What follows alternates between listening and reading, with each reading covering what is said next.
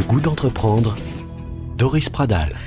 Merci d'être avec nous sur Radio Présence pour la seconde partie de cette émission. À nos côtés, Salomé et Pierre Géraud, ce sont les fondateurs du Drive Tout Nu, pour l'instant installé à Toulouse. Denis Avril vient de nous rejoindre également. Bonjour Denis, un de nos référents éthiques pour le goût d'entreprendre. Denis, on pourrait rêver d'un monde sans déchets en fait. Oh oui, on peut toujours rêver, bien sûr, et ça reviendra peut-être, j'espère, grâce à vous d'ailleurs, notamment, vous y contribuez. Ma première question, ça serait un peu sur le personnel. Pour l'instant, vous travaillez entre vous, etc. Vous êtes plein dans votre philosophie et votre montage, et tout va bien. Alors, vous allez être obligé d'embaucher, vous en avez parlé. Vous avez parlé un peu de ce que vous recherchez comme capacité technique des personnes, mais est-ce qu'il n'y a pas plus pour pouvoir travailler dans une entreprise comme ça que uniquement la capacité technique et les compétences? Est-ce que vous ne rechercherez pas aussi des gens qui doivent adhérer à tout ce que vous faites? Oui, absolument. Ça a vraiment été l'une de nos motivations quand on a lancé le Drive Tout Nu aussi, c'était le fait de retrouver du sens au travail pour nous. Déjà, parce on avait 2 emplois qu'on a décidé de quitter nous-mêmes pour se lancer dans l'aventure de l'entrepreneuriat, mais de l'entrepreneuriat social, qui est une vocation sociale à l'entreprise. Et c'était aussi de réinventer un peu un modèle d'entreprise qui nous convienne et qui convienne à nos valeurs. Et je pense qu'effectivement, toute la dimension humaine va être très importante chez les gens qu'on va recruter, qu'il va falloir qu'ils partagent les valeurs de l'entreprise, qu'ils partagent nos motivations et qu'ils soient évidemment sensibles à la thématique. Je pense que ça va être très important. Vous étiez dans quel secteur d'activité, Pierre, Salomé? Moi, j'étais dans le domaine de la santé publique et Pierre était ingénieur commercial export à Paris. D'accord, donc c'est vraiment un changement de vie. Absolument, oui. Qui correspond donc à votre envie de vivre autrement, de vous rapprocher j'allais dire de vos valeurs en fait. Parce que j'imagine que chez vous, vous consommez sans déchets, tout en vrac. On essaye de le faire un maximum. On n'est pas parfait, nous aussi, on n'est pas dogmatique dans la perfection, mais on essaye tous les jours d'aller un peu plus vers ce mode de consommation qui pour nous fait sens et voilà, et c'est aussi normal d'être cohérent dans tout ce qu'on fait. Et de tester aussi les produits que vous vendez. Ah oui, ça c'est la partie préférée de Pierre, c'est de goûter les produits, ça a toujours été, avant, maintenant. Il y met un point d'honneur. Denis, une autre question.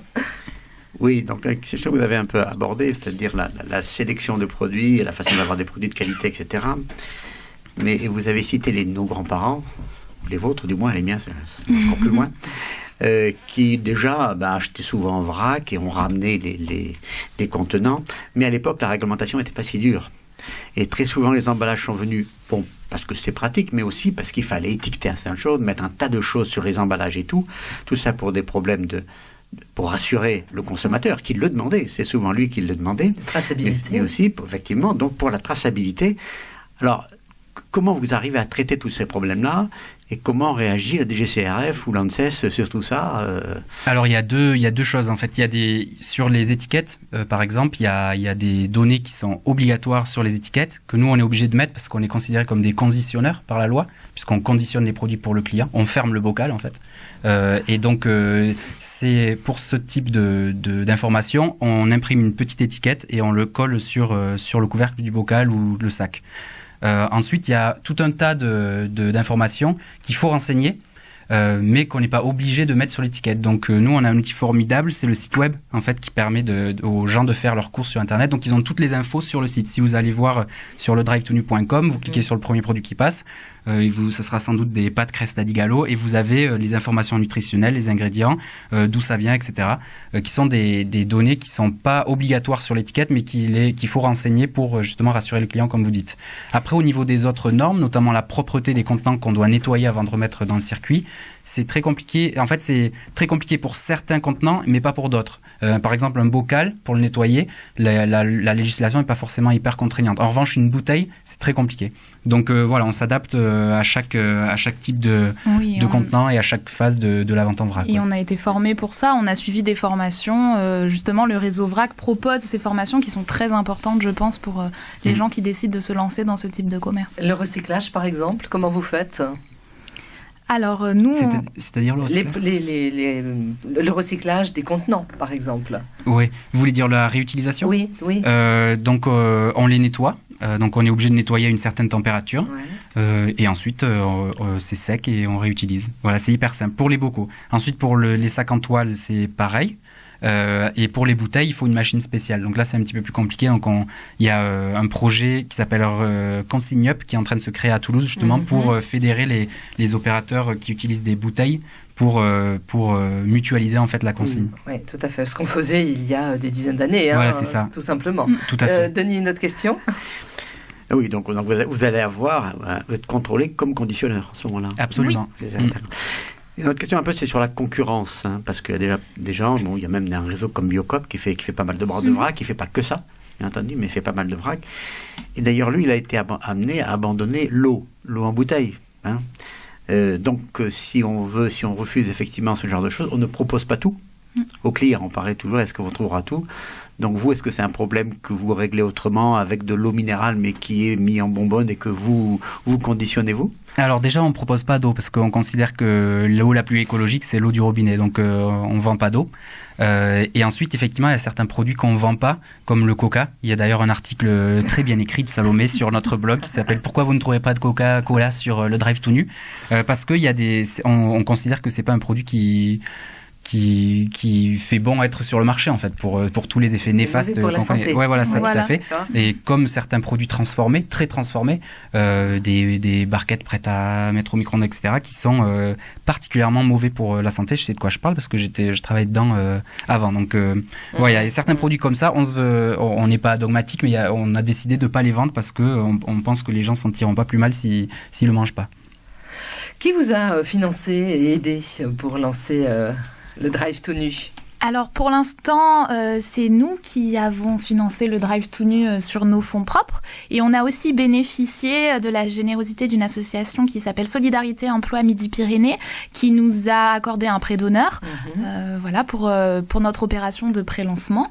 Donc ils nous ont accompagnés sur cette opération.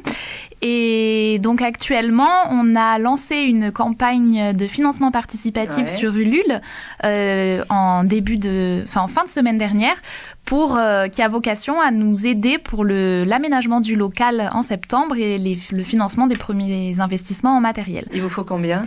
On a un objectif de collecte de 8 000 €, donc on espère atteindre, pour l'instant en quelques jours, on a atteint les 67% ce matin, donc on est très contents. Donc on fait appel à tous les Toulousains s'ils ont envie de voir le Drive tout nu s'ouvrir pour nous donner un petit coup de pouce. Denis, une autre question. Oui, donc vous rentrez dans une économie qui se crée. Et notamment, dedans, il y a les producteurs locaux. Hein. Donc, je suppose que vous êtes pas mal en contact avec eux. Mais eux aussi, ils ont créé des circuits directs. Oui. Hein. Par exemple, mon épouse, elle se fait livrer toutes les semaines. Et là, ça arrive effectivement en vrac, dans des trucs. Comment vous travaillez avec eux? Vous voyez comme concurrents ou au contraire comme aide pour vendre leur production? Comment ça se passe? On est un complément en fait, je pense. Donc il y a des producteurs qui sont très clairs, eux, ils écoulent toute leur production en direct ou ils ont déjà tout ce qu'il faut comme débouché. Et il y en a d'autres qui sont ravis de voir une initiative comme le Drive tout nu arriver parce que ça leur permet d'écouler leur production autrement, quoi. Ça, c'est un complément. On se considère pas du tout comme concurrent des AMAP ou je pense qu'on est vraiment un complément puisque tout ça, c'est un mouvement de fond vers une alimentation plus responsable, une manière de s'approvisionner pour les consommateurs plus direct, plus saine et voilà. Donc c'est vraiment un mouvement de fond. On est complémentaires. Tout ce qui va dans ce sens, pour nous, c'est une bonne nouvelle de toute façon. Donc on travaille en bonne entente et en bonne intelligence avec tous les gens qui ont cette envie de consommer de façon plus responsable en circuit court et de proposer tout ça de façon plus responsable. Vous diriez que l'Occitanie est particulièrement dynamique dans ce secteur? Ah oui, je crois que c'est vraiment une région qu'on a identifiée comme étant particulièrement dynamique. De manière générale, toute la façade atlantique, je crois, est particulièrement sensible aux questions On prend l'arc Nantes-Toulouse, c'est là où on avait identifié qu'il y avait le plus grand intérêt pour ce genre d'initiative. Là plus Paris. Plus Paris, effectivement. À Paris, il se passe pas mal de choses aussi. Oui. Bon, c'est parfois plus difficile à mettre en œuvre pour des raisons géographiques, bien sûr. C'est ça. Oui. Denis, une autre question? Oui, une question un peu difficile peut-être, mais dans 10 ans, comment vous voyez votre entreprise et vous-même? Qu'est-ce que vous voulez faire et quelle est votre ambition? Alors je crois que notre envie, c'est qu'il y ait des drives tout nus un peu partout.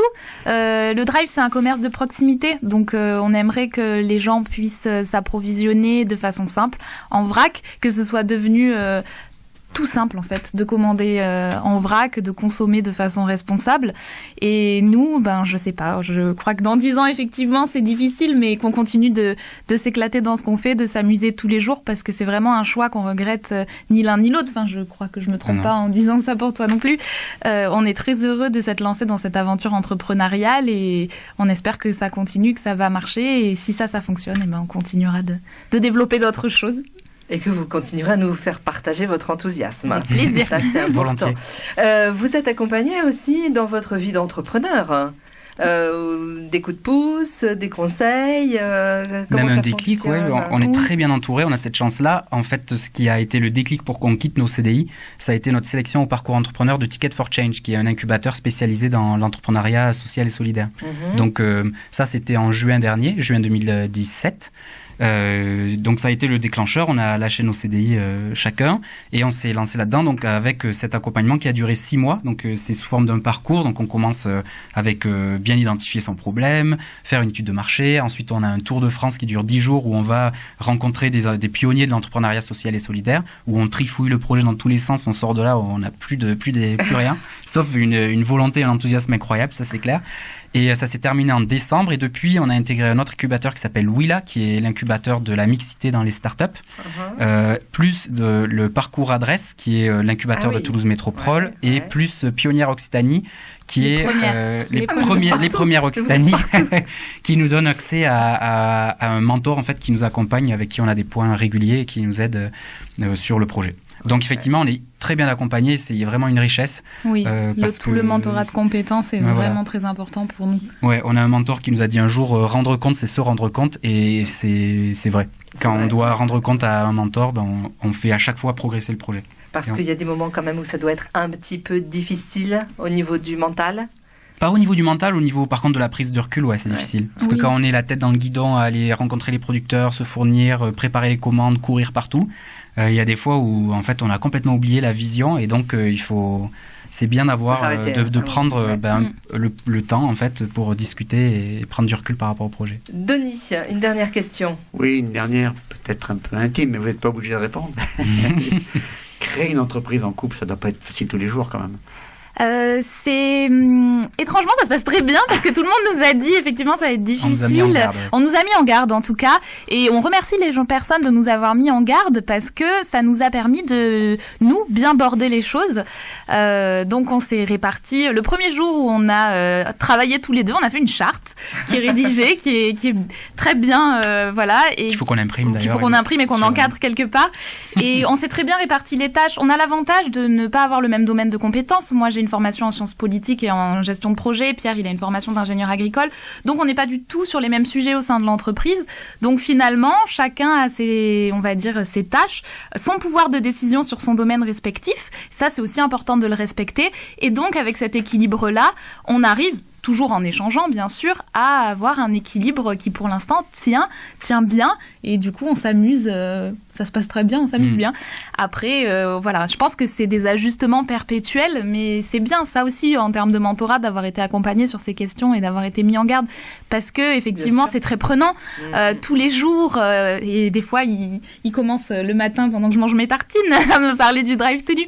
Donc, c'est important c'est important de garder des moments... un équilibre de vie de couple et par rapport au projet, et je crois que c'est un équilibre perpétuel dont on en est en recherche en permanence. Ça peut bouger très vite selon les périodes de coup de bourre, mais voilà, on essaye de conserver ça et de prendre du recul. Et pour l'instant tout va bien, vous avez le sourire. Voilà, très bien. Tout va bien. On vous trouve facilement, rappelez-nous l'adresse de votre site internet. Alors c'est ledrivetonu.com. Merci beaucoup, merci à vous Denis, et merci à vous d'être toujours plus nombreux à nous écouter. N'hésitez pas à nous écrire entreprendre@radioprésence.com.